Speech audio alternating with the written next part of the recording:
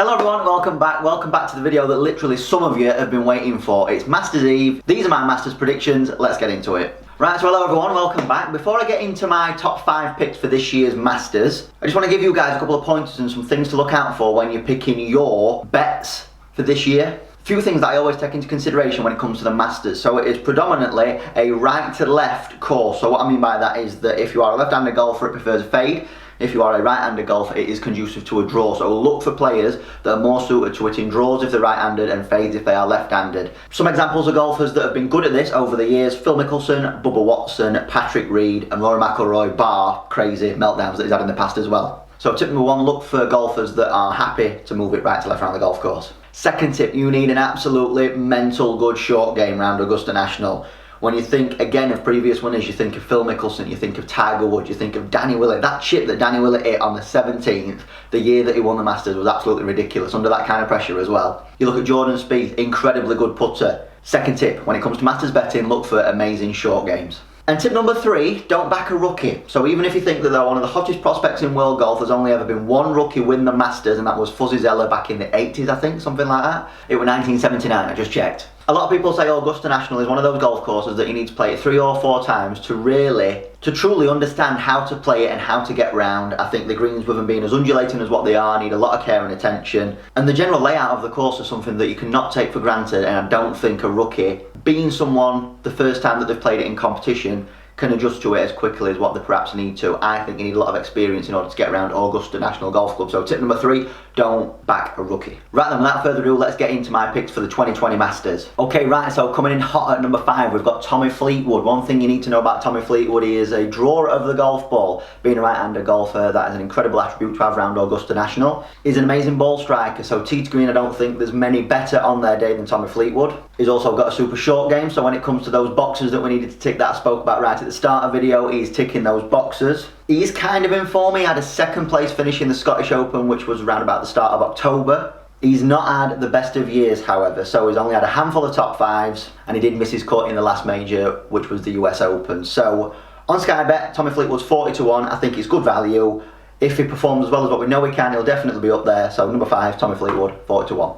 At number 4, I'm going against everything that I just said in that introduction. I'm going for Matt Wolfe though, so it is a pretty good exception. He has got, in his short career, a superb major championship record. I actually backed him to win the US Open outright for him only to finish 2nd. Super long off the tee, which I think stands you in such good stead around Augusta. And I think it's only a matter of time before he gets that first major championship under his belt. Whether it be this one, we're yet to see. I think even if he don't quite get it done at Augusta this week, I think he's almost a shoo-in for the top 10. So even if you're not going to go Matt Wolfe to win, I think he's a great bet for a top 10. Sky Bet paying 11, 12 places I think each way, so could be a good little one to get on that. Matt Wolfe coming in at incredible value at 33-1, but like I said, the only question mark that I've got over him is, with him being a rookie, does he know Augusta that well to put it together for his first week at the Masters? Matt Wolfe, 4th pick, 33-1. Right, coming in at number 3, we've got Tyrell Hatton. I don't think there's a more informed golfer right now in the world than Tyrell Hatton. He recently won the BMW PGA Championship at Wentworth, and he's pretty much got the all-round game to trouble Augusta. The only problem with Tyrell Hatton is that his best finish is tied 44th at the Masters, so we're going to have to see if he can really put it together for a week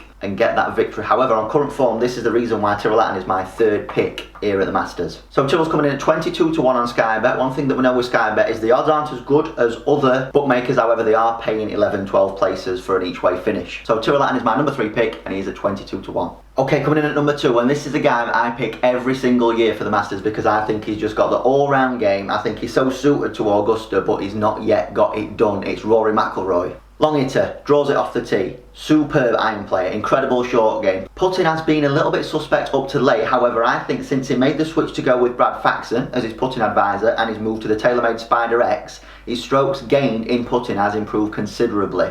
His new daughter was born in the spring, I do believe, and I think in a recent interview we said how this has given him a little bit of a different perspective, so could be a very dangerous bloke to look out for this week, Rory McIlroy. He had a streak of 5 consecutive years being in the top 10 at Augusta that was only broken last year. It's just a case of whether he's been too badly scarred by those previous Masters beatdowns that he's had. But, like I said, I don't think there's anyone better suited to win that green jacket than Rory McIlroy, and I think he's a big contender to secure that career Grand Slam this week. The only other downside with Rory McIlroy is 11-1 on Sky Bet, not great odds, but I think if it does come together for Rory, it could blow the field away. So my number 2 pick, Rory McIlroy, 11-1. And finally, I'm sure this comes as to no surprise to you, my number one pick is Bryson DeChambeau. He's at a price boosted 7-1, which is pretty crap odds to be fair. Winner of the US Open. He's been on this incredible bulking mission where he's now hitting at obscene distances. I'm going to put up a picture for you. This was reported by, I think it was Ben Crenshaw that played with Bryson in the practice round leading up to this year's Masters. These are the clubs that he's been hitting into some of the holes, and it's absolutely ridiculous.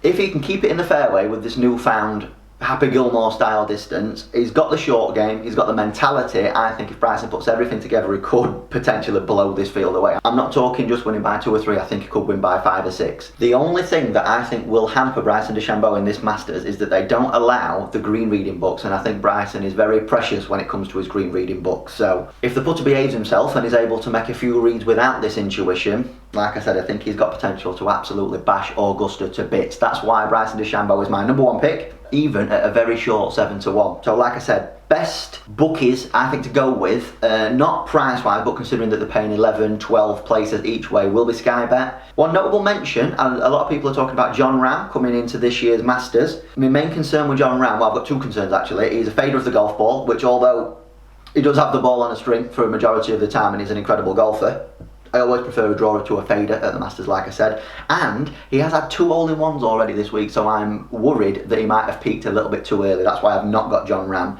in my top 5. I don't even think he's that really good odds anyway. I think he's probably like 10, 11, 12-1, something like that. So, not saying he's one to steer clear of, but I've just not got him in my top 5. So there we go. Hope you've enjoyed my top 5 Masters betting predictions for this year.